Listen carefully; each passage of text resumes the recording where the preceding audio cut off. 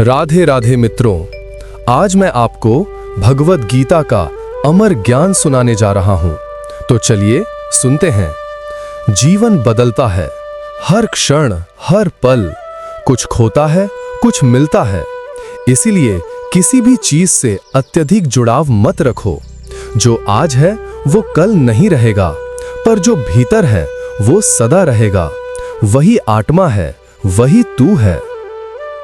कर्म करते रहो, परिणाम की चिंता मत करो। कर्म ही पूजा है और निष्ठा ही भक्ति है। जब तू अपने कर्म को ईश्वर को अर्पित कर देता है, तब जीवन से चिंता अपने आप मिट जाती है। आत्मा अमर है, वो न जन्म लेती है न मरती है। शरीर बदलते हैं, पर चेतना सदा रहती है। जब ये समझ भीतर उतर जाती है, तो मृत्यु का भय समाप्त हो जाता है। मन ही मित्र है और मन ही शत्रु। जो मन को जीत लेता है, वो संसार को जीत लेता है। मन को जीतने का मार्ग है ध्यान, संयम और सतत अभ्यास।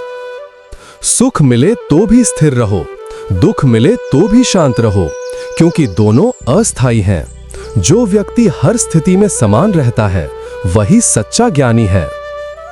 असली त्याग वस्त्रों या घर का नहीं, विचारों और अहंकार का है। जो अपने मैं को छोड़ देता है, वो परमात्मा से एक हो जाता है। हर आत्मा में ईश्वर का प्रकाश है। इसलिए किसी से घृणा मत करो, किसी से द्वेष मत रखो। हर व्यक्ति में वही ईश्वर है। जब ये दृष्टि आती है, तो हृदय करुणा से भर जाता है। समर्पण का अर्थ हारना नहीं होता। समर्पण का अर्थ है अपने अहंकार को छोड़ देना और ईश्वर पर पूर्ण विश्वास रखना।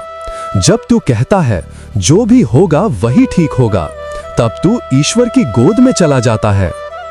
जो दूसरों के दुख में दुखी होता है और दूसरों की खुशी में प्रसन्न होता है, वही सच्चा योगी है। भक्ति का अर्थ केवल पूजा या जप नहीं, भक्ति का अर्थ है हर कर्म में प्रेम, हर विचार में करुणा और हर सांस में कृतज्ञता रखना। कभी भी किसी कार्य को छोटा मत समझो। यदि वो प्रेम और श्रद्धा से किया गया है, तो वही पूजा बन जाता है। कर्म का उद्देश्य केवल परिणाम नहीं, आत्मा की उन्नति है। जो स्वयं पर विजय पा लेता है, वो संसार में किसी से नहीं डरता, क्योंकि उसका सुख और दुख किसी बाहरी वस्तु पर निर्भर नहीं। सच्चा सुख भीतर से आता है, जब मन शांत हो और हृदय निर्मल हो। जो कुछ भी घट रहा है, वो ईश्वर की योजना का हिस्सा है। इसलिए विरोध मत करो, स्वीकार करो। स्वीकार ही शांति है। लोभ, क्रोध और अहंकार यही मनुष्य के पतन के कारण है। इनसे बचने वाला ही ज्ञानी है। जो क्षमा करना जानता है, वो सबसे शक्तिशाली है, क्योंकि क्षमा अपने भीतर के विष को जलाना है। ज्ञान का अर्थ केवल जानना नहीं, बल्कि उसे जीना है।